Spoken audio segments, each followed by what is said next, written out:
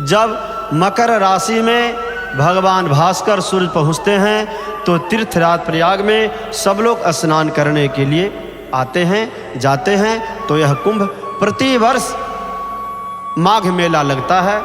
गंगा द्वार प्रयागे च धारा गोदावरी तटे कुंभाख्यम यस्तु योगोयम प्रोच्यते शंकराधवि।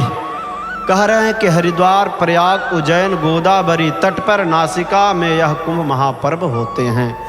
जब मेष राशि में सूर्य और कुंभ राशि में बृहस्पति प्रवेश करते हैं तब यह महाकुंभ देव द्वारे यानी हरिद्वार में आयोजन होता है। जब मकर राशि में सूर्य और वृष राशि में बृहस्पति होते हैं तो यह माघ मास में महीना आने पर प्रयाग राज में यह कुंभ का आयोजन किया जाता है। और जब सिंह राशि में बृहस्पति, सूर्य राशि में चंद्रमा और सिंह राशि की अमावस्या तिथि होती है तो उज्जैन में क्षिप्रा नदी के तट पर मुक्तिदाता कुंभ होता है।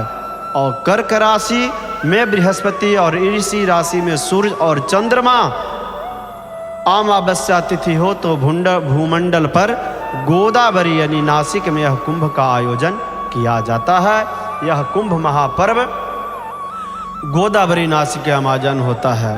अब कह रहे हैं कि कुंभ में हम लोग जाते तो जरूर हैं लेकिन कुछ कर्म हम लोगों से हो जाता है और वह कर्म व्यक्ति को कभी करना नहीं चाहिए।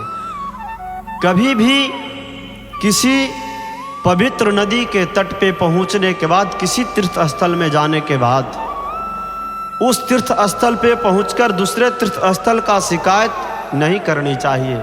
जैसे मान लीजिए हम लोग काशी में हैं तो कभी ऋषिकेश गए तो कह दिए कि ऋषिकेश जैसा निर्मल जल काशी में उपलब्ध नहीं है, ऋषिकेश की गंगा बहुत स्वच्छ है। ऐसा करने से अपराध हो जाता है। भूल कर भी एक तीर्थ स्थल पे जाने के बाद दूसरे तीर्थ स्थल पे शिकायत नहीं करनी चाहिए तीर्थ स्थलों का। साथ ही साथ कभी भी गंगा नदी के तट पर जाने के बाद शौच, आचमन, शरीर का मैल छुड़ाना, वस्त्र का प्रक्षालन करना, इन सब कर्मों को कभी भूल कर गंगा में न करें।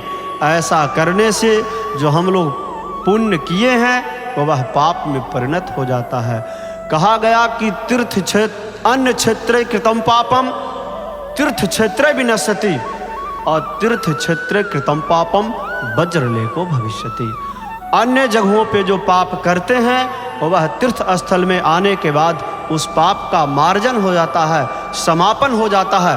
परंतु यदि हम तीर्थ क्षेत्र में आकर पाप करते हैं तो वह वज्र के समान हो जाता है, उस पाप का समन नहीं हो पाता है। इसीलिए तीर्थ स्थल में जाकर सचेत रहें, किसी भी प्रकार का अपराध और पाप हमसे आपसे न हो।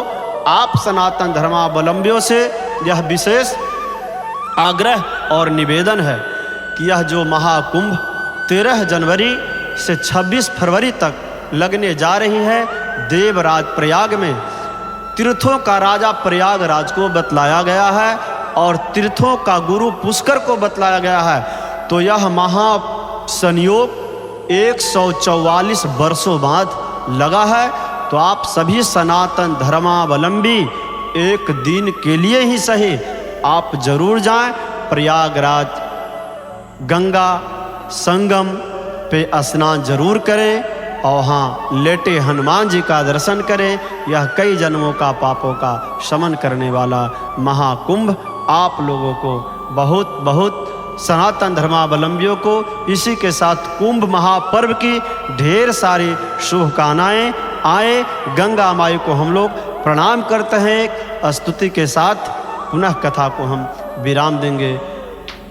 नमामि गंगे तब पाद पंकजम सुरासुरैर्वन्दित दिव्य रूपम भुक्तिं च मुक्तिं च ददासि नित्यं भावानुसारे न सदा नरानां गंगा गंगा यो बुर्यात् योजना नाम सतरपि मुच्यते सर्व पापेभ्यो ब्रह्मलोके स गच्छति। जो गंगा का नाम लेता है हजारों कोस दूरी से, या गंगा माई का जल का आचमन करता है, या केवल गंगा माता को प्रणाम करता है, या गंगा माई में डुबकी लगाता है, उसके सारे पापों का भगवान शमन करते हैं और नारायण को परम पद को प्राप्त हो जाता है। इसी प्रकार आप सभी को बहुत बहुत शुभकामनाएं। नमः पार्वती पतये हर हर